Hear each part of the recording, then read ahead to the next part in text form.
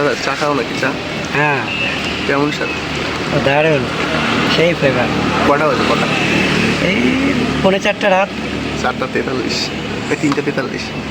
হ্যাঁ, 4:30। হ্যাঁ, এত রাতে চা খাচ্ছ কেন?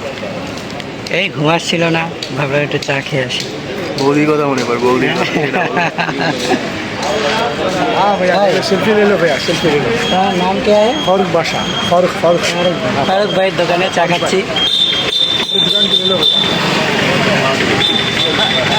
খুব টেস্ট। हाँ भैया, আমার চাটা হচ্ছে বিকেলটা হচ্ছে তান্দুরি চা খালে যেভাবে লাগে না সেম বলে। চার স্বাদ কেমন ছিল?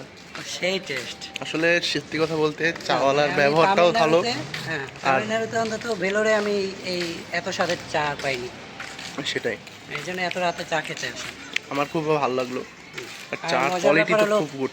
সবচেয়ে মজার ব্যাপার ওনাকে দিনে পাওয়া যাবে না, ওনাকে রাত 11টা 11:30 পর থেকে পাওয়া যাবে, ভোর 5টা পর্যন্ত। তামিলনাড়ুতে আইসা একটা জিনিস বুঝতে পারছো, সেটা কি খেয়াল করছো তুমি? এখানে হচ্ছে কোনো পেশাকে ছোট করে দেখা হয় না। না না, এবং মোটামুটি ম্যাক্সিমাম পার্সন হচ্ছে খুব লিটারেট পার্সন। হ্যাঁ, সেটা হচ্ছে সেদিন হচ্ছে তুমি আর আমি যখন হচ্ছে স্বর্ণ মন্দিরে গেলাম, হ্যাঁ সে তখন হচ্ছে কি এটা দেখলাম যে অটোওয়ালা। অটোওয়ালা সে হচ্ছে আমাদেরকে, আমি যখন হিন্দি বললাম হ্যাঁ, সে হিন্দি বুঝে না, সে তামিল পরে বললো বলে- যে তামিল বললো, পরে বললো যে প্লিজ ইংলিশ বল, প্লিজ টেল মি ইংলিশ। আমি আই এম তো অবাক।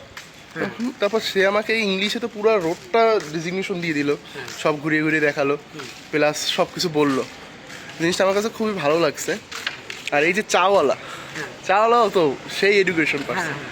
হ্যাঁ, তো খুব এখানে হচ্ছে তামিলনাড়ুর কতটা যাক, তামিলনাড়ুর একটা বিষয় বুঝতে পারছি, সেটা হচ্ছে সবাই মোটামুটি পারসন। Educated person. হ্যাঁ, এটা খুবই ভালো লাগে যে হচ্ছে কোনো পেশাকে তারা ছোট হিসাবে নেয় না।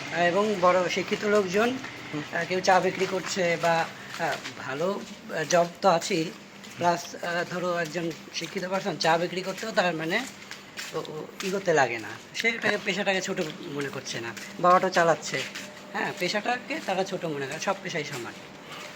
এই আর কি। এটাই, এমনটাই হওয়া উচিত। Bye bye.